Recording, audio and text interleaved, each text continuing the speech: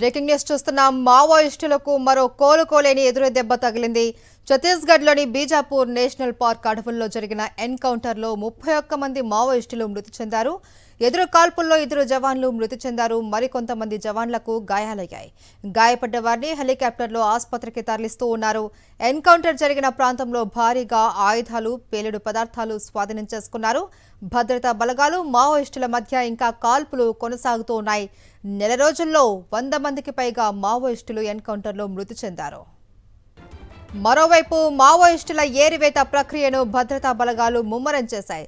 ఛత్తీస్గఢ్లోని బీజాపూర్, నారాయణపూర్, బస్తర్ సహా పలు మావోయిస్టుల హవా ఉన్న జిల్లాలలో భద్రతా బలగాలు, పోలీసుల ఆపరేషన్లు వేగవంతం చేశాయి. భద్రతా బలగాలు నక్సల్స్ ఎదురుపడగానే కాల్పులు జరుపుతున్నాయి. వారి నుంచి భారీగా ఆయుధాలు స్వాధీనం చేసుకుంటూ ఉన్నారు. ఎన్కౌంటర్లలో భారీగా నక్సల్స్ మృతి చెందుతున్నారు. మావోయిస్టులకు మరో కోలుకోలేని ఎదురు దెబ్బ తగిలింది. ఛత్తీస్గఢ్లోని బీజాపూర్ నేషనల్ పార్క్ అడవుల్లో జరిగిన ఎన్కౌంటర్లో 31 మంది మావోయిస్టులు మృతి చెందారు. ఇంకా ఎన్కౌంటర్ జరుగుతున్నాయి. దీనికి సంబంధించి పూర్తి డీటెయిల్స్ మా ప్రతినిధి మహేందర్ అందిస్తారు. ఎస్ మహేందర్.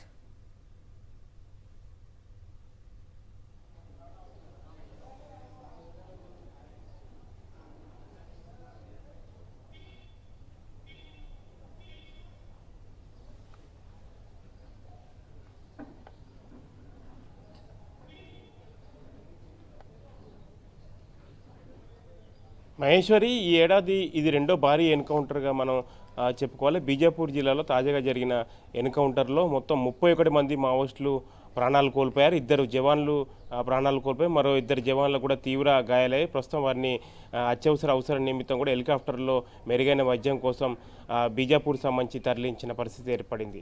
ఈ 2 నెలల వ్యవధిలో చూసుకుంటే వరుసగా జరుగుతున్న ఎన్కౌంటర్లో మొత్తం 84 మంది మావోయిస్టులు కూడా ప్రాణాలు కోల్పోయారు. ప్రస్తుతం బీజాపూర్ సంబంధించి ఇవాళ జరిగిన ఎన్కౌంటర్ సంబంధించి నేషనల్ పార్క్ సమీపంలో జరిగింది. ఇది బీజాపూర్ నుంచి నేషనల్ పార్కు 58 కిలోమీటర్ల దూరంలో ఉంటుంది. అయితే నేషనల్ పార్కు ఏరియాలో నేషనల్ పార్క్ అనేది చాలా దట్టమైన అటవీ ప్రాంతం. ఇక్కడ దాదాపుగా 48 మంది మావోయిస్టులు కూడా ఒక కీలకమైన మీటింగ్ ఏర్పాటు చేశారన్నది కూడా ఇంటెలిజెన్స్ సంబంధించిన సమాచారం ద్వారా కేంద్ర ఇంటెలిజెన్స్ సమాచారంతో అక్కడ ఛత్తీస్గఢ్ సంబంధించిన ఇంటెలిజెన్స్ వర్గాలకు సమాచారం అందించారు. దీంతో ఛత్తీస్గఢ్ సంబంధించిన మొత్తం అన్ని పోలీసు సంబంధించిన 3 పోలీసు సంబంధించిన special teams, DRG, CRPF main teams అని మొత్తం రంగంలో దిగాయి. 2 రోజుల నుంచి కూడా కుంబింగ్ సంబంధించి నిర్వహిస్తూ వస్తున్నారు. దీనిలో భాగంగానే ఇవాళ కుంబింగ్ నిర్వహిస్తున్న క్రమంలో మావోయిస్టులు ఎదురుపడడంతో కూడా పరస్పరం ఎదురుకాల్పులు సంబంధించి జరిగాయి. దాదాపుగా 8 గంటల పైన కూడా ఎదురుకాల్పులు జరిగినట్లు కూడా తెలుస్తుంది. ఎదురుకాల్పులు దానికి సంబంధించి మొత్తం 1800 మంది పోలీసులు కూడా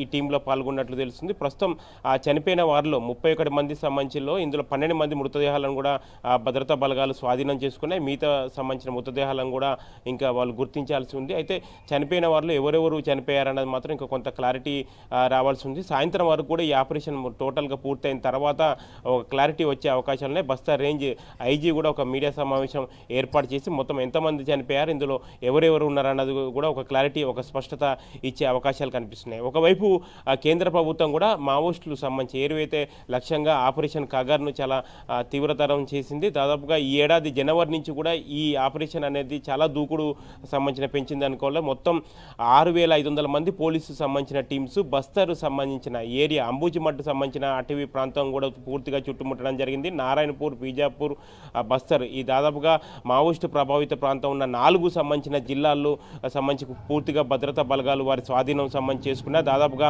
26 బేస్ క్యాంపులను ఏర్పాటు చేశారంటేనే కేంద్ర ప్రభుత్వం మావోయిస్టుల ఏరువేత లక్ష్యాన్ని ఎంత సీరియస్గా తీసుకుందని చెప్పుకోవాలి. ఏకంగా మావోయిస్టుల కంచికోట అంబుజిమట్ లాంటి ఏరియాలోనే కంచికోటల్లోనే ఏకంగా లోపలికి చొచ్చుకొని వెళ్ళి భద్రతా బలగాలు అక్కడ ఆ బేస్ క్యాంపులను ఏర్పాటు చేసి మరి కుంబింగ్కి సంబంధించి నిర్వహిస్తున్న పరిస్థితి కనిపిస్తుంది. దీంతో మావోయిస్టులు కూడా ఎక్కడ తలదాచుకోవాలన్న ఒక సందిగ్ధంలో కూడా కేంద్ర మావోయిస్టు సంబంధించిన పార్టీ ఉంది. ఇప్పటికే వాళ్ళు చాలా వరకు కొన్ని ప్లేసులు కూడా చూస్తున్నట్టు తెలుస్తుంది. ఎక్కడికి వెళ్ళాలి ప్రస్తుతం కేంద్ర ప్రభుత్వం చాలా సీరియస్గా తీసుకుంది. 2026 మార్చి కల్లా టోటల్గా ఆపరేషన్ కగర్ని పూర్తి చేయాలి. ఎక్కడ అసలు మావోయిస్ట్ అనేది ప్రభావితం అనేది ఎక్కడ ఉండకుండా పూర్తిగా తుడిచిపెట్టాలని సీరియస్గా తీసుకున్న నేపథ్యంలో ఈ ఏడాది పూర్తిగా మావోయిస్టు పార్టీకి కొంత కష్టకాలం అని చెప్పుకోవాలి. ప్రస్తుతం వారు ఎక్కడ నిలదొక్కున్నారు, సేఫ్ జోన్కి వెళ్తే తప్పితే వాళ్ళ ప్రాణాలకు సంబంధించి కాపాడుకునే అవకాశాలు కనిపించట్లేదు. ఇంత తీవ్రమైన కేంద్ర ప్రభుత్వం సీరియస్గా తీసుకొని ఇంత కుంబింగ్ నిర్వహిస్తున్న క్రమంలో మావోయిస్టులు సంబంధించి కేంద్ర